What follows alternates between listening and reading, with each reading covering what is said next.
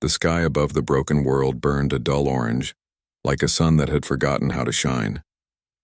Beneath it, among the twisted metal and cracked stone, a young alien girl named Lyra moved carefully. Every sound she made seemed too loud in the silence. Her thin feet touched the cold ground as she searched for water near the ruins of her crashed ship. Lyra belonged to a race called the Valari, known across the stars for their peaceful nature. Their ships carried songs, not weapons. They traveled to learn, not to conquer. But when the great cosmic storm swept through their fleet, everything changed.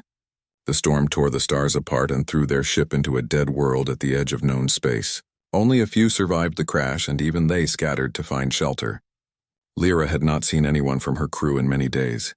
Now she lived alone in a small cave beneath a fallen shuttle wing. She had made a tiny lamp from glowing fruit pulp and metal scraps. At night she would stare at the light and whisper to herself, pretending it was her mother's voice. Her stomach ached with hunger, but the fear of the monsters outside kept her from venturing too far. Strange shadows moved across the sand at dusk. Long arms, clicking sounds, eyes that glowed faintly in the dark. She did not know what they were, only that they hunted anything that breathed. Sometimes, when the wind blew through the wreckage, she thought she heard voices calling her name. But when she stepped out to listen, there was only the empty hiss of dust. She would close her eyes and remember the stars before the storm. Her people had promised that every traveler who lost their way would one day be found. But as days turned into weeks, even hope felt like a story told to children.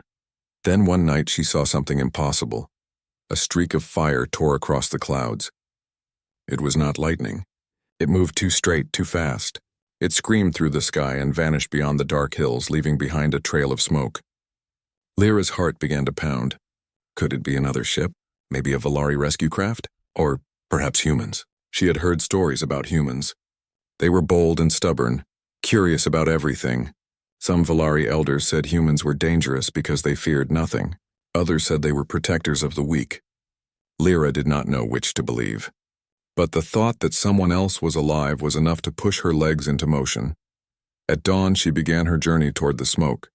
The land was rough and full of cracks that oozed steam. Her feet slipped more than once, and she had to crawl over sharp rocks. When the wind changed direction, she caught a faint scent of burning metal. She followed it step after step until she reached a small crater. In the center lay a broken human escape pod, half buried in sand. The hatch was twisted open, and the air around it smelled of heat and dust. Lyra froze at the edge of the crater, afraid to move. What if something dangerous waited inside?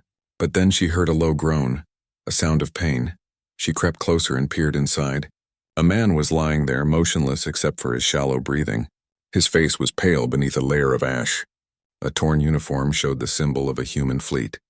One of his legs was bent strangely. His chest rose and fell, but weakly. Lyra looked around for anyone else, but there was only silence. Her heart trembled. She could run away and leave him. He was not one of her kind. He was large, unfamiliar, and possibly dangerous. Yet when she saw his hand twitch, she felt something warm stir inside her. She remembered her mother's words during the storm. Kindness is stronger than fear. Taking a deep breath, she slid down the slope. The sand burned her palms, but she didn't stop. She reached the pod and knelt beside the man. His lips were dry and cracked. She tore a piece of her sleeve, dipped it in her water pouch, and touched it gently to his mouth. He moved slightly, a small sound escaping his throat. "It's all right," she whispered in her soft, broken human speech. "You are safe." She knew she could not leave him here. The night beasts would come again when the sun fell. Gathering all her strength, she tried to pull him from the wreck. He was heavy, far heavier than she expected. Each time she tugged, her arms shook. Sweat ran down her neck, but she refused to give up. Inch by inch, she dragged him up the slope, stopping only to catch her breath. By sunset, she reached her small cave. She laid him on the cleanest patch of sand and covered him with a thin piece of insulation cloth. His breathing was slow but steady now.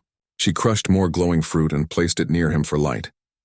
His face looked calmer in the warm glow. She touched the strange insignia on his uniform and tried to read the letters. The name tag said, Ethan Hale. Lyra spoke the name softly. It felt strange on her tongue, but somehow comforting. She wondered what kind of person he was. Was he a soldier? A traveler? Would he hurt her if he woke up? These thoughts circled her mind, but she pushed them away. For now, he was simply another lost soul. like her. As the night deepened, the sounds of the wasteland returned, the distant howls, the shifting rocks, the hiss of the wind. Lyra tightened the entrance cover of the cave and sat beside him. She watched his chest rise and fall, counting each breath like it was a promise that she was not alone anymore. At one point, he stirred and murmured something she couldn't understand. His voice was rough, like stones grinding together. She leaned closer and whispered, "Rest. You are safe here." He quieted again. Outside, lightning flashed across the dark horizon. For the first time in many days, Lyra didn't flinch at the sound. There was another heartbeat in the cave now, another life beside hers. It felt strange and wonderful. She did not know that the man she saved would soon save her in return.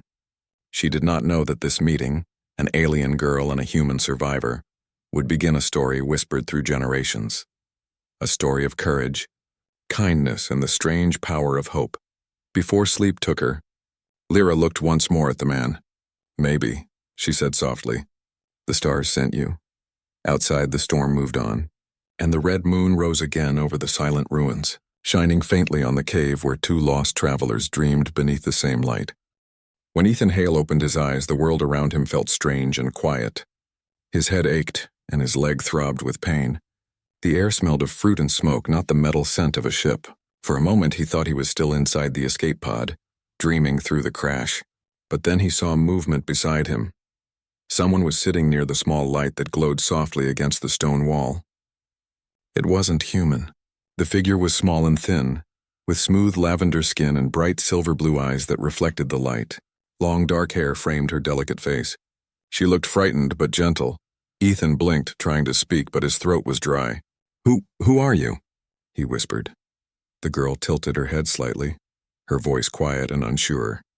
"Lyra, you are hurt." Her words were broken but understandable. Ethan tried to sit up, but pain shot through his leg. He gritted his teeth and leaned back. "Where am I?" "Safe," she said simply. "I found you. You fell from the sky." Ethan looked around. The cave was small but warm. A flickering glow came from something that looked like crushed fruit. His uniform was torn, his communicator gone. Outside he could hear the wind howling and strange distant sounds. Growls or echoes, he couldn't tell. "You saved me?" he asked, surprised. Lyra nodded once. "Yes, you were cold and hurt. I help." Ethan didn't know what to say. He had seen many species during his missions, but never one that risked her life to help a stranger. His training told him to stay alert, but his instincts said she meant no harm. He noticed the tired lines around her eyes, the dirt on her hands. She had been struggling long before he arrived. "Thank you," he said finally. "You saved my life." Her face brightened slightly at the words. "You are welcome, human." Over the next few hours, Ethan learned pieces of her story. She told him about her ship, how the storm had destroyed it, how she was the only one left. Her voice shook when she spoke of the darkness outside and the things that moved in it. She said she had been waiting for rescue for many days, but no signal had ever come. Ethan listened quietly. When she finished, he said, "Then we'll make a signal together." Lyra looked confused. "Signal?" "Yes," Ethan explained. "To call my people, maybe even yours. We can build a beacon if I can find power cells from the wreck." Her silver eyes widened. "You can do that?" "I'll try," he said, though his leg hurt with every word. Humans don't give up easily. That made Lyra smile softly. It was the first real smile he had seen in this place. The days passed slowly. Lyra cared for Ethan's injury. Wrapping it in fabric, she cleaned with herbs from glowing plants. She brought him water and strange fruits that kept him strong. Ethan, in turn, began to repair the broken communicator pieces he had salvaged from his escape pod before it exploded. The two of them worked side by side in silence most of the time. Ethan taught her a few English words, pointing at objects and saying their names. "Rock," he'd say, holding one up. "Light, hand, sky." Lyra would repeat them carefully, her soft accent making the words sound almost musical. Sometimes she would teach him Valari words in return, and they would both laugh when he pronounced them wrong. At night, when the winds roared, Ethan told her stories of Earth, of blue oceans, green forests and cities full of lights. Lyra listened like a child hearing magic for the first time. "Your world sounds alive," she said one night, her eyes shining in the dim light. "It is," Ethan replied. And one day when we get out of here, you'll see it. She looked at him for a long time before whispering, "Maybe stars send you for me." He didn't answer, but inside, he hoped that was true. A week passed before Ethan could walk properly with the help of a metal rod from the wreck. Together they climbed to a ridge to test the repaired beacon. From up there they could see the vast wasteland below. Silent plains of ash dotted with sharp rock spires and glowing pools of liquid light. It was beautiful and frightening at once. They set the beacon on a flat stone and connected the power cell. The small device flickered to life with a faint blue glow. Ethan adjusted the settings, trying to catch any human signal within range. Lyra watched quietly. "Will they come?" "If they're near enough, yes," Ethan said. "But this planet's storms are strong. The signal may not last." Before he could finish, a low rumble echoed through the air. The ground trembled slightly. Lyra grabbed his arm. "Something comes," she said quickly. From the shadows below, shapes moved. Tall, crawling creatures with shining eyes. They weren't close yet, but their presence made the air colder. Ethan tightened his grip on his walking stick. "We should go," he said. Back in the cave, Lyra's hands shook. "They smell life," she whispered. "They come when Storm sleeps." Ethan looked at the entrance. "We'll be ready," he said calmly. "I'll protect you." Lyra shook her head. "You are hurt. You can't fight." He smiled faintly. "Maybe not. But I can still think." He began setting traps using parts from the pod. Small flashes of light and sound meant to distract rather than harm. Lyra helped him, watching closely as he explained how human soldiers survive in wild places. "Humans," he said while fixing a wire, "we always find a way. That's what makes us human." When the creatures came that night, the cave filled with eerie sounds. But the traps worked. The sudden lights and noises frightened them away. Lyra held her breath until silence returned. Ethan exhaled slowly, leaning back against the wall. "They're gone," he said softly. Lyra looked at him in awe. You protect me," he shrugged. "You saved me first. Now we're even." But she shook her head. "No, you could run away. You stay." Ethan met her gaze. "If I walk away," he said, "I stop being human." The words echoed in the cave like a quiet vow. Lyra didn't speak for a long time. She just looked at him, her eyes full of something new. A deep respect, and a warmth she hadn't felt in a long while. That night, as the storm outside faded into soft rain, Lyra couldn't sleep. She sat near the entrance, watching the pale light of the twin moons. Inside the cave, Ethan slept soundly for the first time since the crash. She thought about everything she had seen since meeting him. His courage, his kindness, the strange strength that came not from power but from care. Her people had always believed that emotions made them weak, but now she understood something else. Kindness could be a form of strength too. She whispered quietly into the night. "Humans are strange, but good." In the distance, a faint light blinked through the clouds, a sign that their beacon might have reached someone. But for now, neither of them knew. They only had each other, and the quiet promise that no one would be left alone again. The next morning arrived quietly. The wind had calmed, and the red sun slowly rose over the broken world. Lyra stepped out of the cave and felt the soft light on her face. For the first time in many days, the air didn't smell of smoke or fear. She looked toward the ridge where they had placed the beacon the night before. A thin trail of blue light still blinked faintly through the mist. Ethan limped out behind her, leaning on his metal stick. His leg was still weak, but his spirit looked stronger than ever. "It's still working," he said, squinting toward the ridge. "Yes," Lyra replied, her silver eyes hopeful. "Maybe someone heard us." "Let's hope," Ethan said, smiling a little. "Humans are good at finding trouble. Maybe this time they'll find us." They shared a small laugh, their first real moment of peace. For two beings from different worlds, laughter felt like a miracle. Over the next few days, they waited. Every morning, Ethan adjusted the beacon's signal strength, and Lyra collected fresh fruit and water from the glowing pools. They had fallen into a rhythm, like two travelers who had always known each other. At night, when the stars appeared, Lyra would ask questions about Earth. "Your world," she said softly one evening. "Is it full of monsters too?" Ethan looked up at the sky, thinking. Some people might say yes, but most of our monsters aren't outside. They're inside us, and fear, anger, greed. But we learn to fight them by caring for others. Lyra tilted her head, listening carefully. That is a good way to fight, she said. He nodded. You taught me something too, Lyra. Me? She asked, surprised. Yes, Ethan said, smiling. You reminded me what it means to be human. Even if you're not one. Lyra didn't fully understand his words, but she felt their kindness like a warm light in her chest. On the 5th day, while Ethan was repairing his radio, a faint sound came through the static, a human voice. This is Rescue Patrol Delta 7. Receiving faint signal. Identify yourself. Ethan froze. His eyes widened. It's them, he whispered. He pressed the communicator button with shaking hands. This is Officer Ethan Hale from the ship Orion's Reach. 2 survivors stranded. Coordinates attached. We need extraction. Static filled the air for a long moment. Then the voice returned, stronger this time. Copy that, Officer Hale. Hold your position. We are tracking your signal. Estimated arrival 6 hours. Ethan closed his eyes, relief flooding through him. They heard us, he said quietly. Lyra stared at him in wonder. They come for you? For us, Ethan said, turning to her. They'll come for both of us. Her hands trembled slightly. They will not hurt me? He placed a hand on her shoulder. Not while I'm here. You saved me, remember? I won't let anyone forget that. Lyra smiled softly. She believed him. They began to pack what little they had, a few tools, some food, and Lyra's glowing lamp.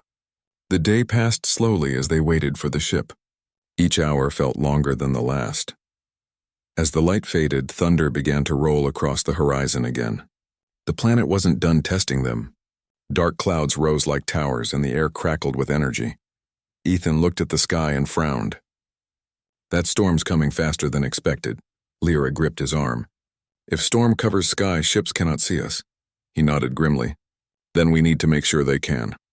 Despite his injured leg, Ethan began climbing toward the ridge. We have to raise the beacon higher, he said over the wind. I help, Lyra insisted, following him. The ground was slippery and lightning flashed above them. Together, they reached the top, their clothes whipping in the strong wind. Ethan tied the beacon to a metal rod and planted it firmly into the rock. It'll hold, he shouted. The signal will reach them. But as he adjusted the last wire, his leg gave way and he slipped on the wet stone. Lyra caught his arm just in time, pulling with all her strength. He gasped but managed to steady himself. You should go back, he said, breathing hard. It's too dangerous. No, she said firmly. I stay, we finish together. Ethan smiled weakly. You're stubborn. You'd fit right in with my crew. Lightning flashed again, followed by a roar of thunder. The beacon's light flickered and then glowed brighter than ever. The signal cut through the storm clouds like a shining spear. We did it, Lyra shouted over the wind. Ethan grinned, though he looked pale from pain. Now let's get off this rock. Hours later, when the storm began to fade, a sound echoed through the sky, the deep hum of engines. Lyra looked up and gasped. Through the clearing clouds, a large ship descended, its searchlights sweeping across the landscape. They came, Ethan whispered, smiling weakly. They actually came. The rescue craft landed near the ridge, kicking up dust and light. Human soldiers in white armor stepped out cautiously. Their helmets glowed in the dim light as they scanned the area. Lyra froze behind a rock, unsure what to do. Ethan waved at them and called out, Here! Over here! 2 soldiers ran forward and helped him down the ridge. When they saw Lyra step into the open, their weapons lifted instantly. One of them shouted, Sir, there's an alien with you. Ethan raised his hand quickly. Lower your weapons. She's with me, she saved my life. The commander stepped forward. His visor reflected the fading stormlight. He looked from Ethan to Lyra and hesitated. Then slowly he gave a hand signal. The weapons lowered. Understood, the commander said. Bring them both aboard. Lyra's eyes filled with tears she didn't understand.